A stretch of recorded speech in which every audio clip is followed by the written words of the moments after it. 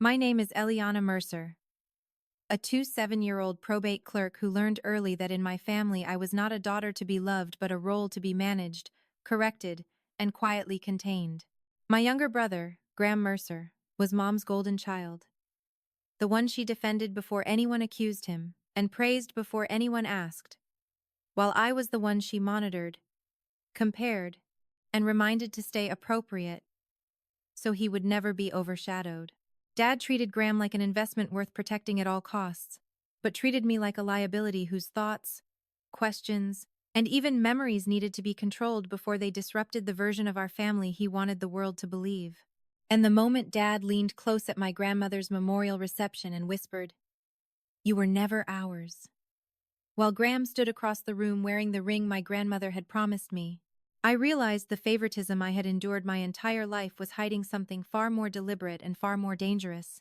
The reception hall was arranged with the kind of quiet elegance that made grief look organized, almost curated, with white hydrangeas placed in polished silver bowls and long tables covered in linen that reflected candlelight like something out of a magazine spread about dignified loss. People moved slowly through the space, speaking in softened voices and carefully measured condolences, while a slideshow of family photographs played in the corner, each image reinforcing a pattern I had never been allowed to question out loud. Graham stood at the center of nearly every photo, framed by attention and approval, while I appeared at the margins, slightly behind, slightly blurred, as if even memory had been edited to match the hierarchy that governed our home. It had always been subtle enough to deny and obvious enough to hurt. That was the design. I saw the ring before anything else. And the moment I recognized it, something inside me shifted in a way that felt both familiar and new, like an old wound reopening, but revealing something deeper beneath it. It was my grandmother Evelyn's signet ring, thick gold, engraved with a crest worn smooth from years of habit. A piece she never removed except to clean it or, once, to press it briefly into my palm when I was 16. We had been sitting on her back porch in Charleston that summer, the air heavy with heat and cicadas, when she told me in her calm, unwavering voice that some people inherited love and others had to build themselves without it, and that I would need to learn the difference sooner than most. She had closed my fingers around the ring and said it would be mine one day, not as a gift but as a recognition, because I was the only one in the house who saw things clearly. She did not make promises lightly. She did not forget them either. Yet Graham was wearing it like it had always belonged to him. He stood near the fireplace in a tailored navy suit that fit him with the kind of ease that came from never having to question whether something was meant for you, laughing with two of his law school friends while lifting a glass of whiskey, the ring catching the light each time his hand moved. Mom stood beside him, her posture straight, her expression composed, grief worn like an accessory that complemented her outfit rather than disrupted it. She adjusted his sleeve once, lightly, a small gesture that carried years of habit, and I felt that old familiar sensation of being outside something that was supposed to include me. I moved closer, not quickly, not dramatically, but with the quiet determination I had learned over years of being dismissed, the kind that did not announce itself, but did not retreat either. "Why is Graham wearing Grandma Evelyn's ring?"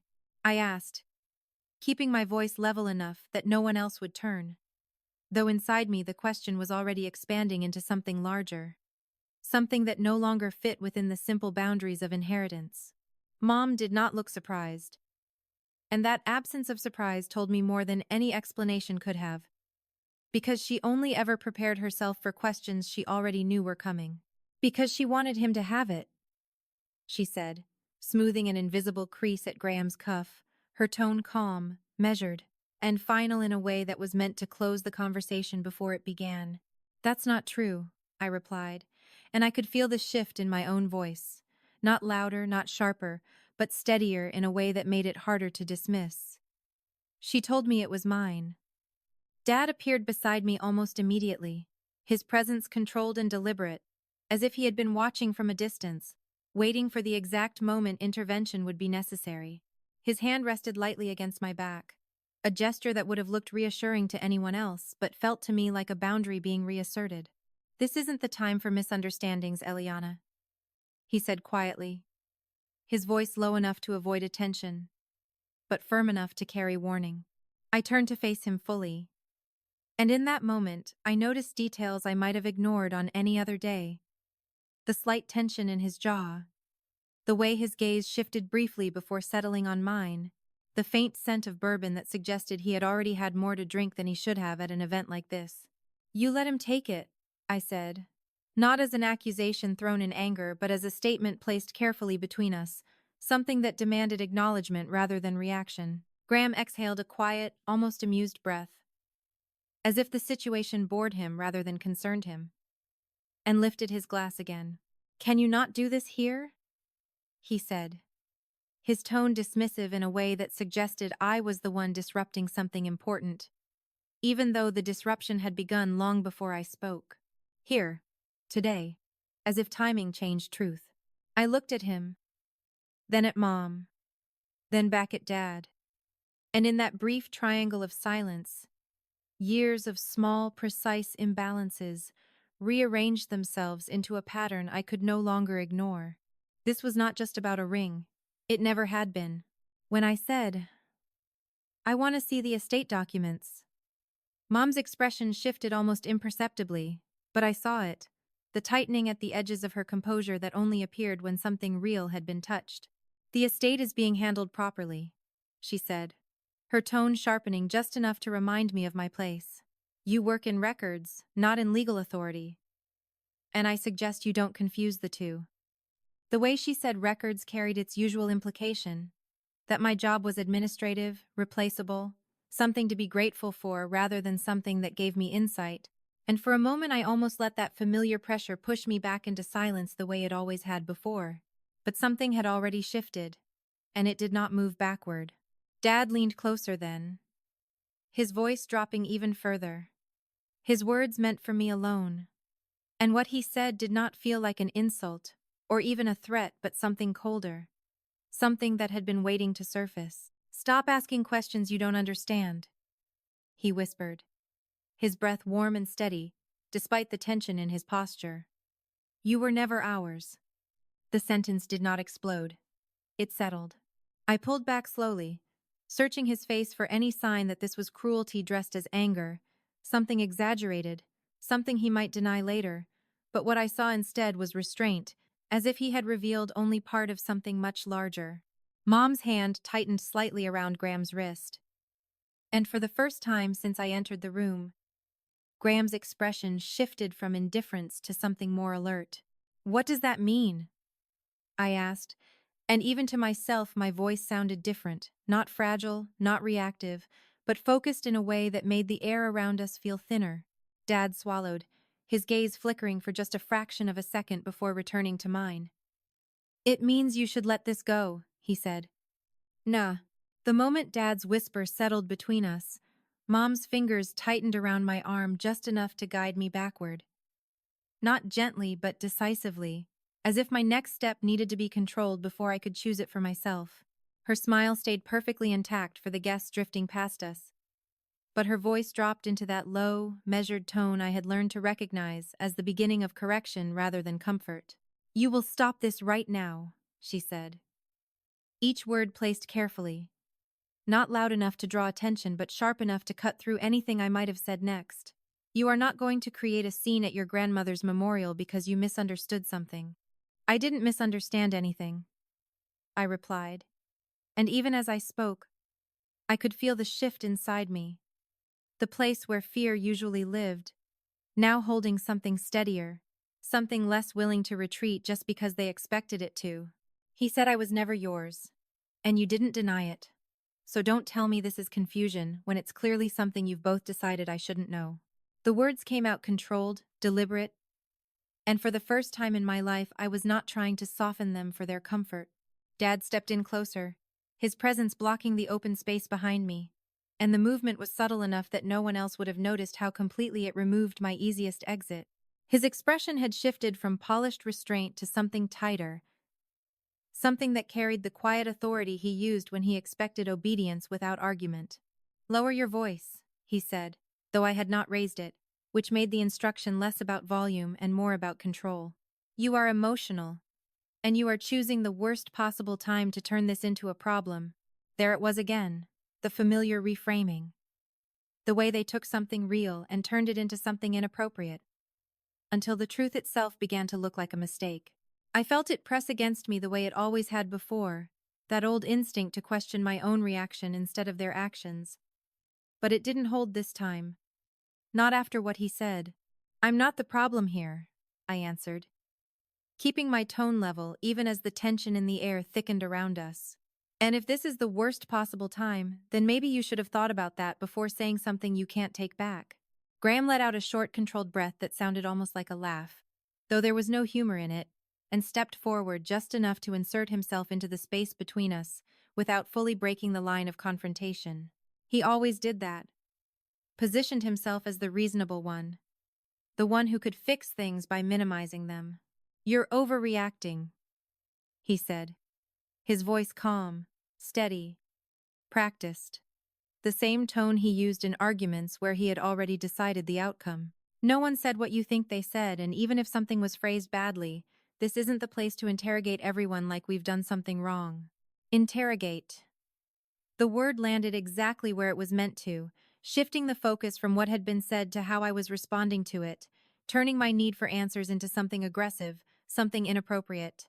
It was a move I had seen 100 times before. And for years it had worked. Not now. What he said was clear. I replied, meeting his gaze without stepping back, without softening, without offering him the version of me he was used to controlling. "And the fact that none of you are correcting it tells me everything I need to know about how long you've been hiding it." Mom's grip on my arm tightened further, no longer subtle, no longer disguised. And for a brief moment the mask slipped just enough for me to see the strain beneath it.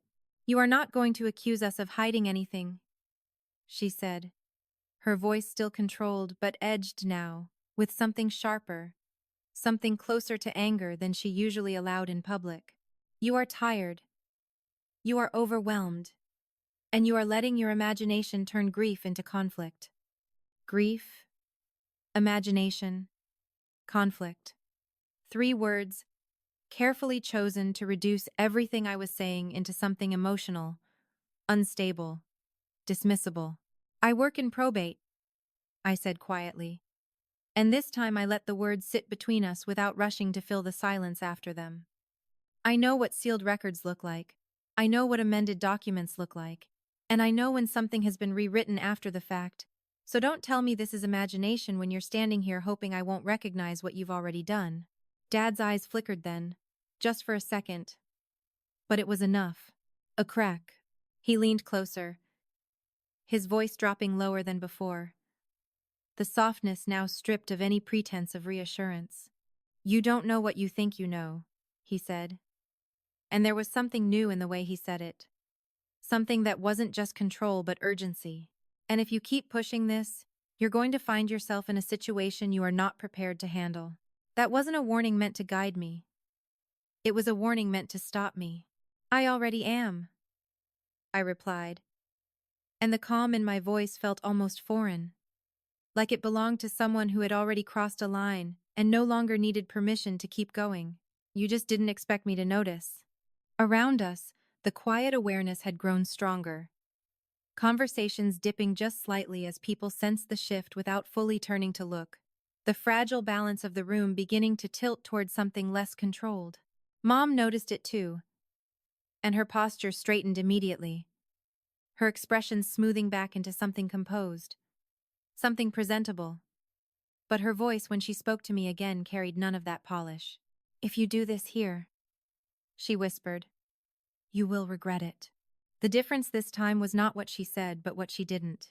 No explanation, no reassurance, no denial. Only regret.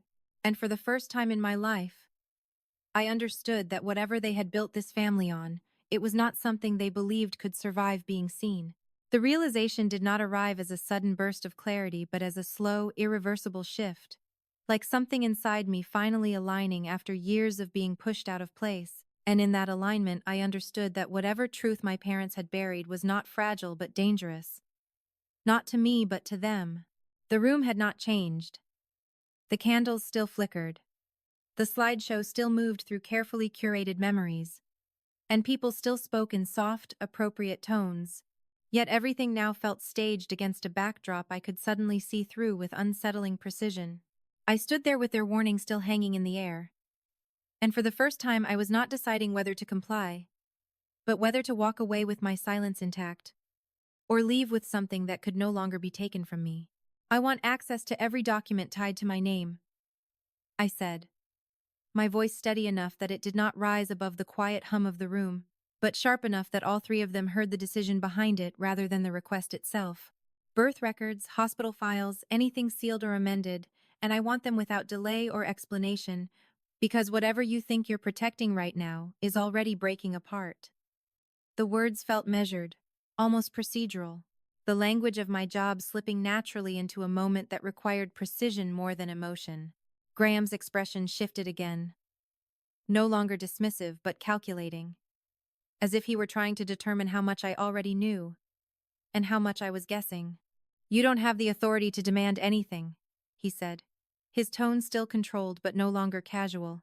And for the first time I heard the edge beneath it, the one that surfaced when his control was not guaranteed. "There are processes, legal boundaries, and things you clearly don't understand." "I understand enough," I replied, meeting his gaze without hesitation, because what I had lost in certainty I had gained in clarity. "And if I don't have authority yet, I know exactly how to get it." Mom exhaled slowly, her composure returning in carefully measured layers. And when she spoke again, her voice had softened, not with warmth but with strategy, the shift so deliberate it almost felt like a performance change. "Eliana," she said, using my name the way she did when she wanted to remind me who I was supposed to be in relation to her, "you are about to make a mistake that will follow you far longer than this moment.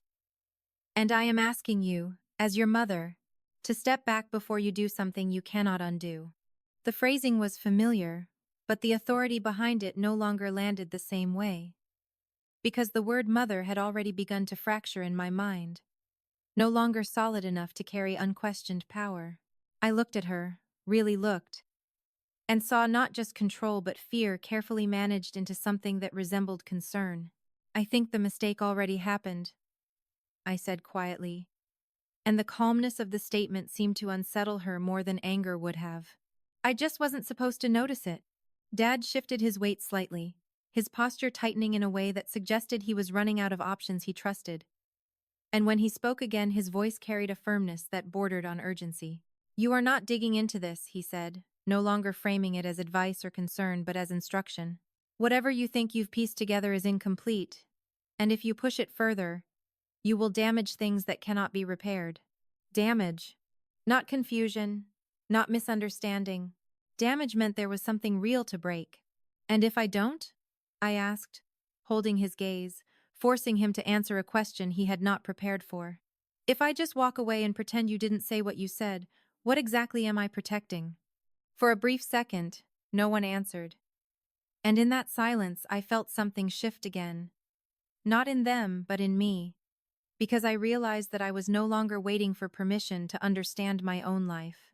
I was already moving toward it. Graham stepped forward then, his voice lowering, his tone tightening in a way that finally revealed the pressure beneath his usual control. "You're not thinking this through," he said. "If there are things you don't know, maybe there's a reason for that. And maybe it's not about you being excluded, but about you being protected." Protected. The word landed with a hollow weight, because protection had never looked like this, never felt like erasure, never required silence as its primary condition. "From what?" I asked. And this time the question was not sharp but deliberate, as if I were placing it carefully into a space they could not easily avoid. No one answered. That was the answer.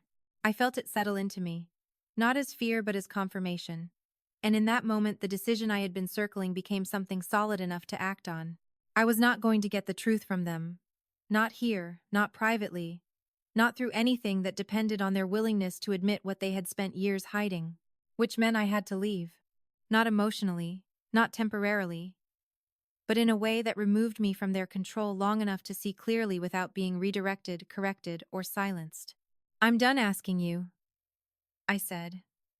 and the finality in my voice was quiet but absolute. The kind that does not require volume to be understood.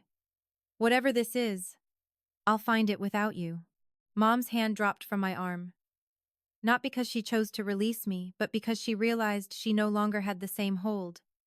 And for the first time since I could remember, there was nothing in her expression that resembled certainty.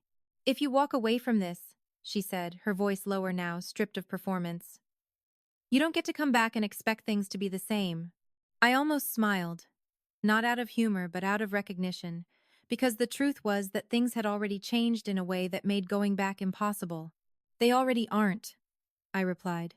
And then I turned, not quickly, not dramatically, but with the steady awareness that every step I took away from them was also a step toward something I had never been allowed to see. Something that no longer felt distant or abstract, but dangerously close. For the first time in my life, I was not leaving to escape them. I was leaving to find myself. And I knew exactly where to start. The night I left did not feel like escape. And it certainly did not feel like freedom.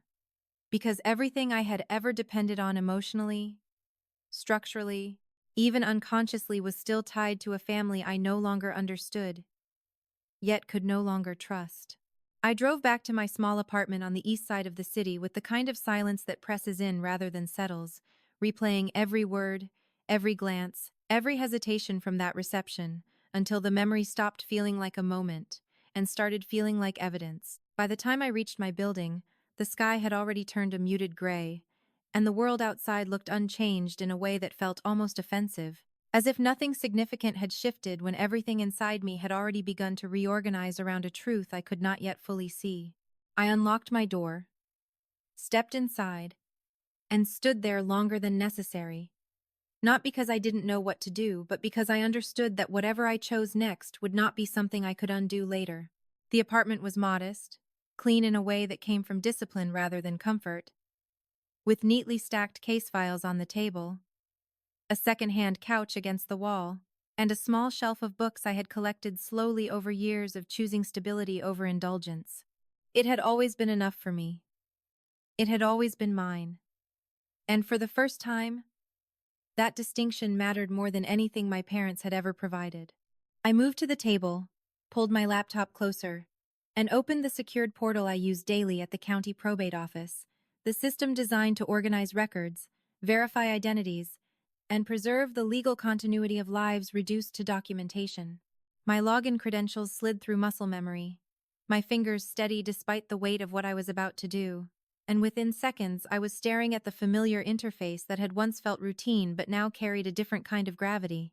I had spent 6 years learning how to read between lines, how to recognize patterns in filings, how to identify alterations that were technically legal but structurally suspicious, and now all of that knowledge was no longer abstract. It was personal. I searched my own name first. Eliana Mercer. The result appeared almost immediately. Clean, minimal, unremarkable at a glance. Exactly what it was supposed to look like if nothing had ever been changed. Birth certificate on file. No amendments. No flags. No irregularities. It was perfect. Too perfect. I leaned back slightly, letting my eyes move across the screen again. Slower this time.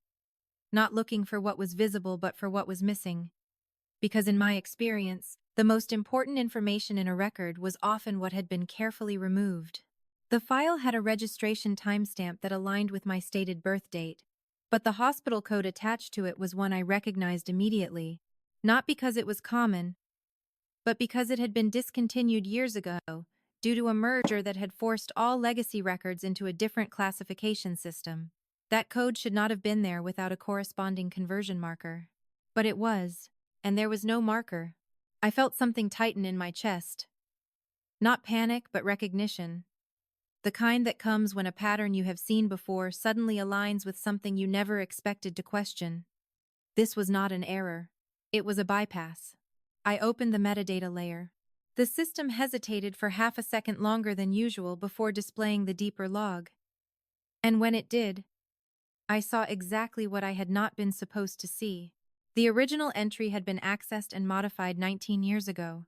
Not recently, not impulsively, but deliberately, at a time when I would have been 8 years old and entirely dependent on the narrative my parents chose to give me. The modification was authorized under a restricted clearance code, one that did not belong to any standard administrative role but instead indicated external legal intervention. Sealed. I stared at the word longer than necessary, because in my line of work, sealed did not mean inaccessible. It meant protected. It meant hidden with intent. And it meant there was something worth hiding. My hands rested on the edge of the table as I processed what I was looking at, and for a brief moment I considered closing the file, stepping away, choosing ignorance over the weight of confirmation. That had been my pattern for years, accepting incomplete answers because they were easier to live with than the truth. But that option no longer existed. I accessed the linked registry. The system prompted for additional authorization, and for a second I hesitated. Not because I lacked the credentials, but because I understood that crossing this layer would not just give me information. It would create a record that I had looked. It would leave a trace. It would make this real. I entered the override. The screen shifted, the interface tightening into a more restricted format. And then the file opened in a way that felt less like discovery and more like exposure. The original birth entry was not gone. It had been moved, preserved under a secondary identifier that no longer matched the name I had lived with my entire life. I read it once, then again. The name on the original file was not Eliana Mercer. It was Eliana Rowe. My breath caught. Not dramatically, not loudly, but enough that I felt the air leave me differently, as if something inside me had just been unanchored from its place. The date of birth was the same. The time was the same. The hospital location matched, but the parental information did not. Mother, Lila Rowe. Father, unknown. No Mercer. No mom. New dad. I leaned forward, my eyes scanning every detail with a precision that had nothing to do with curiosity, and everything to do with survival, because this was no longer about a possibility. This was confirmation. I was not their daughter, not by record, not by origin, not by anything that could be proven on paper, and they had known. For 19 years they had known, and instead of telling me, instead of acknowledging it, they had rewritten the only version of reality I had been allowed to live inside. I closed my eyes for a second, not to escape but to steady myself, because the weight of that realization was not just emotional, it was structural. It reached backward through every memory, every interaction, every moment I had questioned my place and been told I was imagining things. And it rearranged all of it into something that finally made sense in a way that hurt more than confusion ever had. The favoritism. The distance, the control. It had never been random. It had been managed. I opened my eyes again and looked back at the screen, at the name that did not belong to the life I had lived. And for the first time since Dad whispered those words, I understood that he had not been trying to hurt me. He had been trying to stop me. Too late. The first time I said my name out loud after seeing that file, it didn't sound like mine anymore. And the silence of my apartment made that realization echo in a way I couldn't soften or ignore. I sat at the edge of the table long after the screen dimmed, staring at nothing while every version of my past began to rearrange itself around a truth that had been carefully hidden inside legal language and sealed entries. For years, I had measured myself against a family that never fully claimed me, believing the imbalance was something I needed to fix or endure. And now I understood that I had been trying to earn a place that was never truly mine to begin with. Not Mercer. I didn't sleep that night, and by morning the exhaustion had settled into my body in a way that made everything feel heavier, slower, more deliberate. But it also brought with it a clarity I had never experienced before, because there was nothing left to rationalize or excuse. I made coffee I didn't taste, stood by the window as the city moved into another ordinary day, and realized that whatever came next could no longer depend on them. Not their approval, not their version of events, not even their silence. If I wanted the truth, I would have to build it myself, piece by piece, the same way I had built everything else in my life that they never supported. By mid-morning, I was back at my laptop, not as a daughter looking for answers, but as someone who understood systems well enough to know that records rarely exist in isolation, and that every sealed file leaves a trail somewhere else, if you know where to look. The row entry had included a hospital identifier, one that matched a facility that no longer operated under its original name. And I knew from experience that when institutions change, their archives often fragment, leaving parts of their history accessible through secondary channels that were never meant for public navigation. It wasn't a clean path, but it was a path. I traced the hospital code through an archived registry, cross-referenced it with state health department transfers, and eventually landed on a digitized backlog of intake logs that had been partially indexed, but never fully integrated into the modern system. The interface was clumsy, the formatting inconsistent, and the search parameters limited. But buried within those imperfections was exactly the kind of oversight that allowed something hidden to surface if you were patient enough to keep going. Hours passed without me noticing, my focus narrowing until the rest of the world felt distant, irrelevant, reduced to background noise behind the steady rhythm of searching, verifying, and adjusting. When I finally found the entry, it wasn't dramatic. It was small, a line in a scanned intake ledger, slightly misaligned, partially blurred at the edges, but still legible enough to confirm what the sealed file had already suggested. Female infant. Same date. Same time. Mother. Lila Rowe. Status. Emergency admission. Note section. Incomplete. Due to transfer. Transfer. I leaned closer, my eyes scanning the page again, slower this time, catching details I might have missed on the first pass. And that was when I saw the second line. Faint, almost lost in the margin, where the scan had cut too close. Infant reassigned. The words didn't make sense immediately. Not because I didn't understand them, but because I understood them too well, and my mind resisted the conclusion they pointed toward before it could fully form. Reassigned wasn't standard terminology.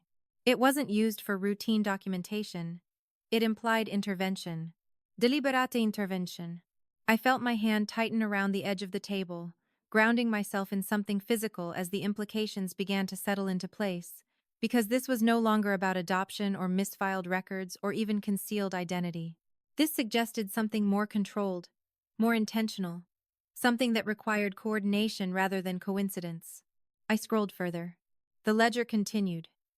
Names, times, routine entries that blurred together, until another notation appeared several lines down, attached to a different name, a different mother, but the same timestamp block. Male infant. Mother, Rebecca Mercer. My breath stopped. The Mercer name sat there in clean, unmistakable print, positioned exactly where mine should have been if everything I had believed was true. And for a moment the entire structure of the past collapsed into a single, unavoidable possibility that made every memory feel suddenly unstable. 2 births. Same time. Same hospital. 1 reassigned. I pushed back from the table, the chair scraping quietly against the floor as I stood, the movement automatic, almost instinctive, because staying still felt impossible under the weight of what I was beginning to see. The room felt smaller now, the air heavier, and for a second, I had to steady myself against the edge of the counter as the realization settled fully into place. This wasn't an accident. This wasn't paperwork. This wasn't something they had discovered and hidden. This was something they had done. I walked to the sink, turned on the water without thinking, and let it run as I tried to breathe through the sudden tightening in my chest. Because the truth, when it finally aligned, was not just painful, it was precise. It explained everything in a way that left no room for denial, no space for reinterpretation, no possibility that I had simply misunderstood my place in that family. I hadn't been the unwanted daughter. I had been the wrong one. And somewhere, in a file I hadn't opened yet, in a life I had never seen, there was another child who had grown up with the name Mercer, with Mom, with Dad, with Graham, living the version of reality that had been built on my absence. The thought didn't break me. It clarified everything. I turned off the water, wiped my hands slowly, and walked back to the table. My movements controlled now, deliberate in a way that felt less like shock and more like purpose, because whatever this was, whatever they had done, it was no longer something I could step away from or leave unfinished. If they had rewritten my beginning, then I would uncover every part of it. And this time I wasn't asking. The call came before I had time to decide whether I wanted it.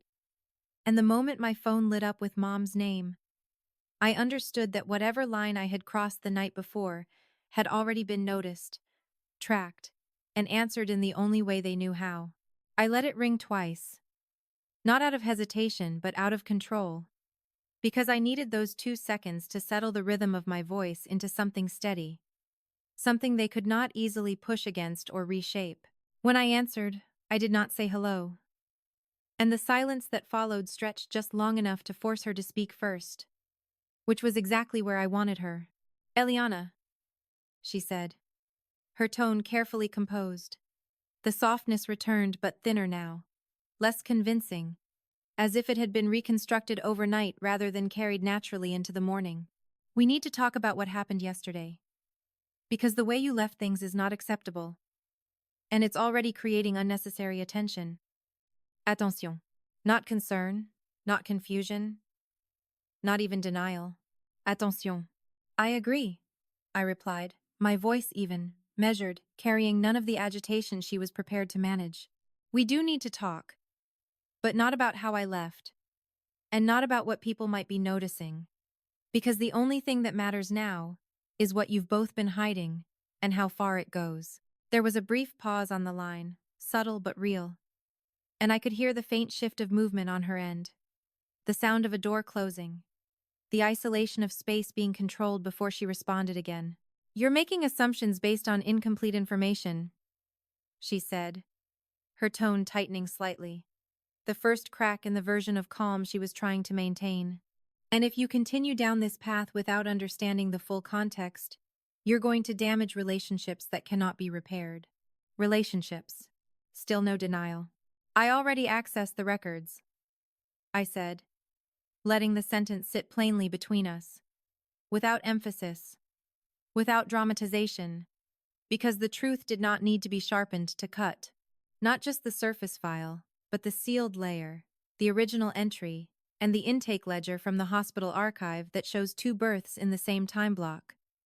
One under Rowe and one under Mercer, with a reassignment note that doesn't belong in any standard documentation. The silence that followed was longer this time, and it was not empty. It was calculation. "You should not have done that," she said finally, and the softness was gone now, replaced by something more direct, more controlled, the tone she used when the situation had moved beyond persuasion and into containment. "Those records are restricted for a reason, and accessing them the way you did could have serious consequences, not just legally but personally." There it was. "Not, that's not true. Not, you're mistaken. Just consequences." "So it's true," I said, and the steadiness in my voice felt almost distant, like I was listening to someone else speak, someone who had already processed the answer before asking the question. "There were 2 children and something was changed." "That is not how you should be framing this," she replied immediately, the correction sharp enough to confirm more than it concealed. "What happened was complex, and it involved decisions that were made to protect people, including you, in ways you cannot fully understand without the full picture." "Protect?" Again. "Always protect." "Protect me from what?" I asked. And this time I didn't soften the question, or allow space for her to redirect it, because every deflection now felt like confirmation, rather than resistance. "From knowing who I actually am, or from finding out what you did to make sure I never questioned it." Another pause. Longer. Heavier. And then I heard something I had not expected to hear at all. Dad's voice. "You need to stop this," he said, not loudly, not angrily, but with a firmness that carried none of the restraint he had shown the day before, as if whatever boundary I had crossed had removed his need to maintain the appearance of patience. "You have no idea what you're involving yourself in, and the more you dig, the more damage you're going to cause, not just to us but to yourself."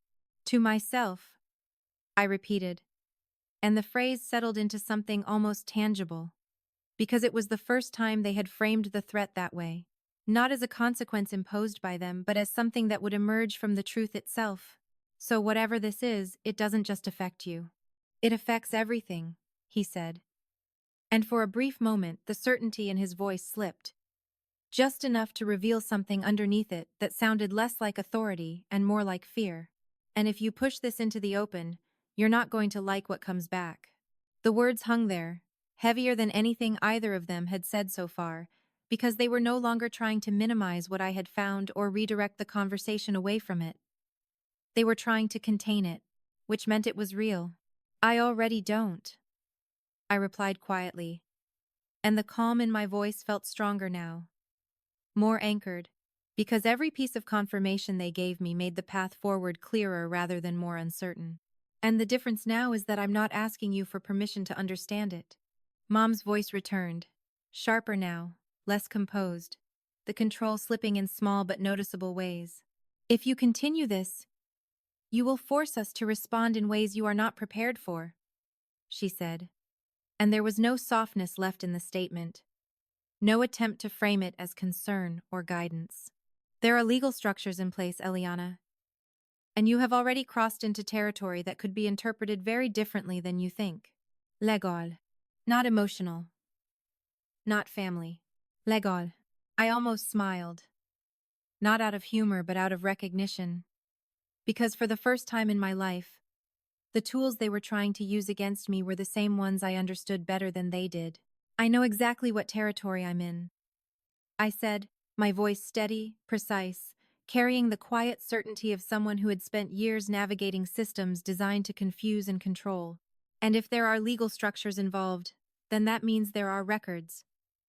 And if there are records, then there is a truth that exists independently of whatever version you've been maintaining.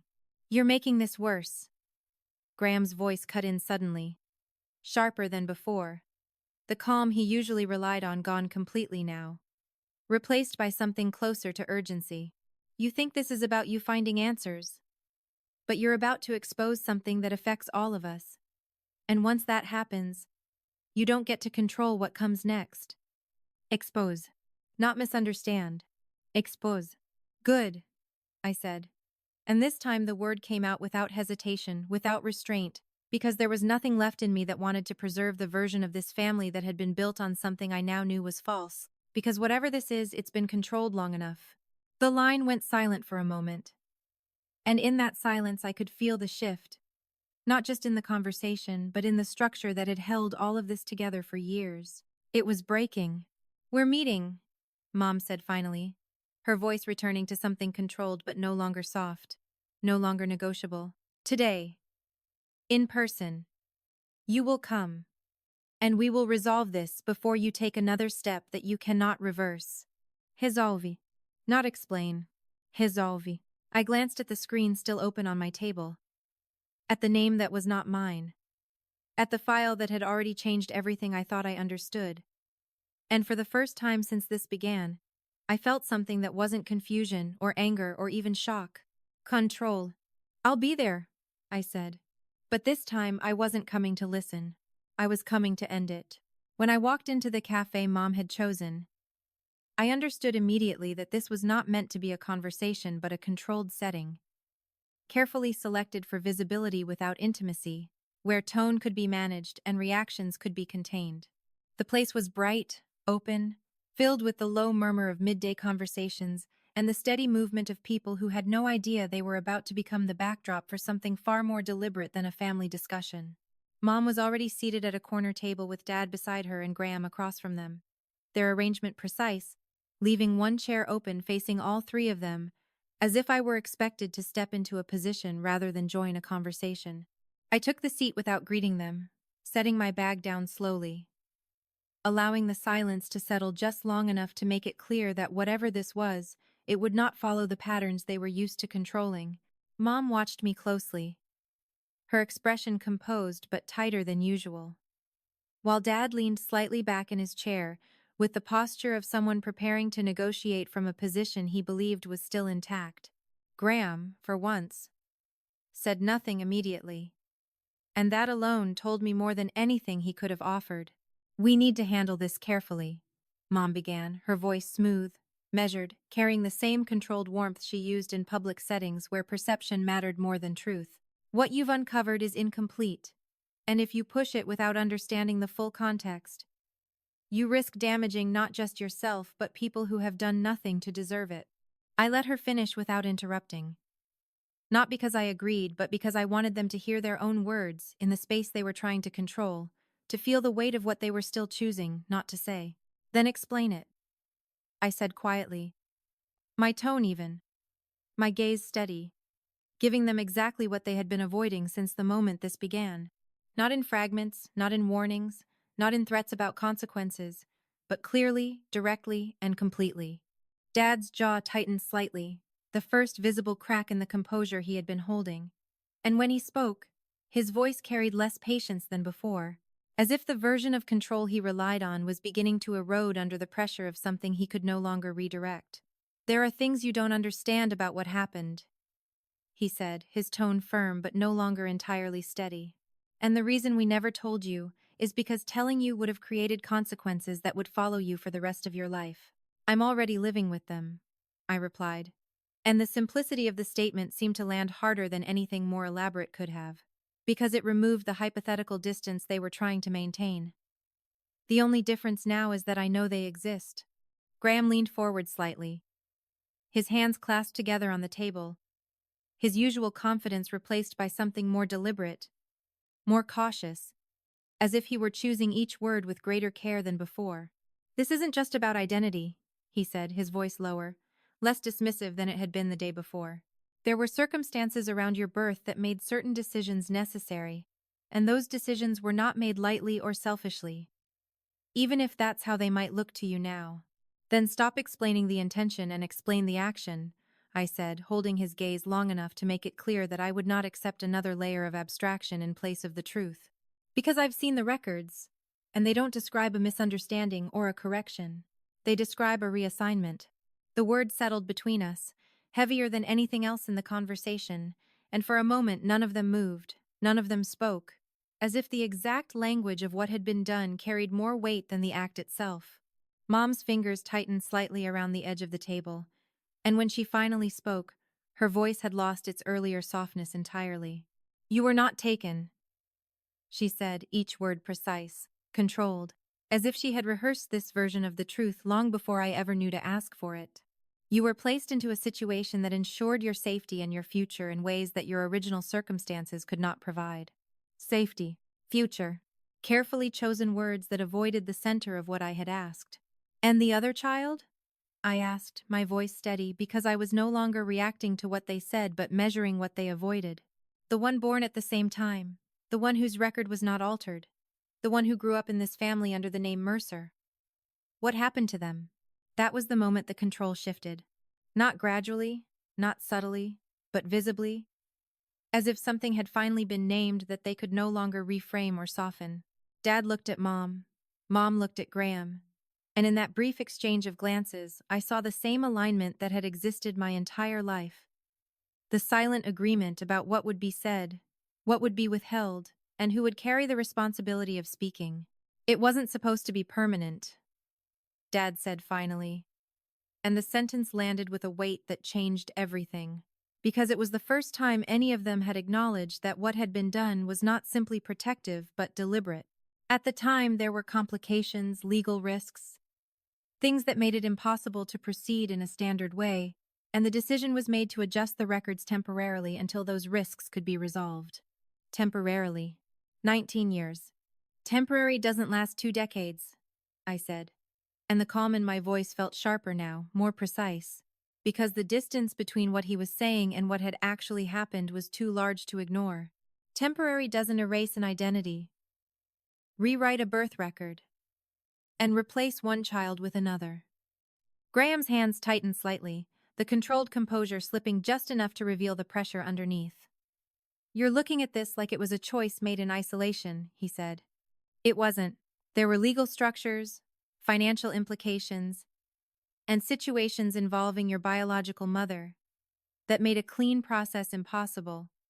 So what was done was the only viable solution at the time. Solution, I repeated quietly, letting the word sit long enough to expose the distance between how they saw it and what it actually was. You're describing it like a problem that needed to be solved, not a life that was changed. Mom leaned forward slightly, her gaze locking onto mine with an intensity she rarely allowed to show in public. "We gave you stability," she said, her voice firm, no longer defensive but assertive, as if she were reclaiming control through certainty. "We gave you a home, an education, opportunities you would not have had otherwise. And we did it knowing that one day you might never understand why." The statement was meant to close something, to assert a version of truth that justified everything that came before it. But instead it clarified something else entirely, something I had not fully allowed myself to articulate until that moment. "You didn't give me a home," I said, my voice quiet but unshakable, because it carried no hesitation, no uncertainty, only recognition. "You gave me a role." No one answered immediately, and in that silence I felt something settle inside me. Not anger, not grief, but something steadier, something that no longer depended on what they chose to admit or deny. "I'm not staying in it anymore," I added. And the words did not feel like a reaction, but like a decision that had already been made long before I spoke it out loud. Mom's expression shifted, not into anger but into something colder, something more final, as if she had just understood that whatever leverage she believed, she still held no longer applied in the same way. "If you walk away from this," she said slowly, "you are walking away from everything that comes with this family." I met her gaze without flinching, without searching for reassurance, because there was nothing left in me that expected it. "I already did," I said. And this time, I meant it. The moment I stepped out of that cafe, the air felt different, not lighter or easier, but clearer in a way that stripped away every illusion I had spent years trying to preserve just to feel like I belonged somewhere. The street moved around me with its usual rhythm, cars passing, people crossing, conversations blending into background noise. Yet none of it touched me the way it used to, because for the first time I was not measuring myself against the expectations of a family that had defined me through silence and control. I walked without rushing, without looking back, and with every step I felt something settle into place, not as a reaction to what had happened, but as a recognition of what had always been true beneath everything they had tried to rewrite. I returned to my apartment and did not turn on the lights immediately, letting the natural daylight stretch across the room as I placed my bag down and stood still long enough to feel the quiet without needing to fill it. The space no longer felt like a temporary refuge or a place I had built while waiting for something better to come from them, but like something complete in itself, something that existed without needing validation from anyone who had never truly seen me. I moved to the table, closed the files still open on my laptop, and for the first time since this began, I did not feel the urgency to keep searching, because the truth I needed was no longer something hidden in a document. It was already here. I sat down slowly, letting my hands rest against the surface as I replayed everything. Not to question it, but to understand it fully, to see the shape of it without distortion. And what I saw was not just betrayal but structure, something built carefully over time, to maintain a version of reality that had never fully included me. They had not just hidden where I came from. They had controlled how I understood myself, how I measured my worth, how I interpreted every moment of being less than what Graham was allowed to be, and for years I had accepted that imbalance as something I needed to fix instead of something that had been imposed on me. That ended now. I opened a new document. Not in the system, not in any official database, but on my own terms, and began to write everything I knew, every detail, every record, every inconsistency, building a version of my story that did not depend on their silence or their approval to exist. Names, dates, hospital codes, the sealed file, the intake ledger, the reassignment note, each piece placed carefully into something that could no longer be erased, simply because it was inconvenient for them. It was not about exposure anymore, not about proving anything to anyone else, but about reclaiming the narrative that had been taken from me before I was old enough to understand it. At some point, I stopped writing and simply sat there, the quiet stretching around me in a way that no longer felt empty but intentional, as if for the first time in my life I was not waiting for someone else to define what came next. The anger had not disappeared, the hurt had not softened, But neither of them controlled me the way they once had, because they were no longer tied to confusion or doubt. They were tied to clarity. I thought about the name on that file, Eliana Rowe, and for a moment I let it exist without resistance, without trying to reconcile it immediately with the life I had lived under Mercer, because I understood now that identity was not something they could rewrite simply by changing a record. It was something I could define, not by where I had been placed, but by what I chose to do with the truth I had uncovered. I stood, walked to the window, and looked out over the city as the light began to shift toward evening, the sky fading into deeper shades that marked the quiet transition from one part of the day to another. The reflection in the glass showed someone I recognized but understood differently now. Not as the version shaped by their expectations, but as someone who had stepped outside of them entirely, someone who no longer needed to ask where she belonged. I didn't call them. I didn't check if they had tried to reach me again. I didn't look for permission to move forward. Because for the first time in my life, I understood something that had always been just out of reach, something my grandmother had tried to tell me in ways I had not fully grasped until now. I was never meant to become what they expected.